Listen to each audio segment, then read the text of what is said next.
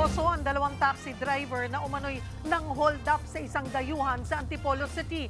Ang modus nila, limasin na ang gamit ng pasaherong nakatulog sa biyahe. Nasa frontline ng balitang yan, si News 5 Mr. Exclusive, Gary De Leon. Ilaw. Ayan. Pinasok ng mga otoridad ang bahay ng isang taxi driver sa Mayamot, Antipolo City. Ang driver, isa umano sa sospek ng hold-up sa Moroccan National. Inaaresto kita sa kasong robbery. Base sa investigasyon, sumakay ang dayuhan sa taxi ng sospek mula sa Makati City patungong Pasay.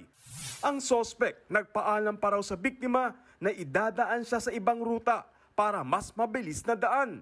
Nang makatulog ang biktima sa biyahe, dito na nangyari ang pagnanakaw.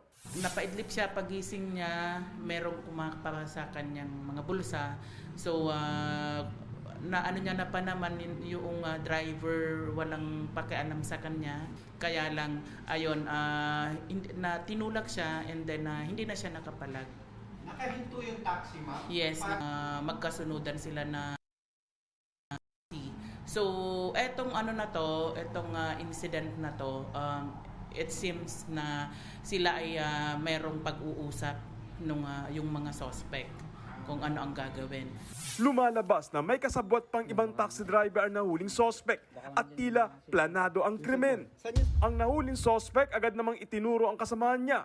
Ayon sa QCPD, malaking grupo raw ito ng mga taxi driver. Target daw nila ang mga lasing at dayuhan, pati na rin ang mga nakakaidlip sa biyahe. Modus nila, iibahin ng ruta at kapag nakatulog ang pasahero, dadalhin nila ito sa lugar kung saan naghihintay ang kasabwat na taxi driver. Sa kanila, lilimasin ang gamit ng pasahero. Na-recover sa dalawang sospek ang credit card ng biktima pero hindi na nabawi ang pera nito. Naharap ang dalawang driver sa kasong robbery. Nagbabalita mula sa frontline, Gary De Leon, News 5. Mga kapatid, Cheryl Hosing po. Maging maalam at may pakialam sa mga napapanahong issue at headlines. Mag-follow at mag-subscribe na sa social media pages ng News 5.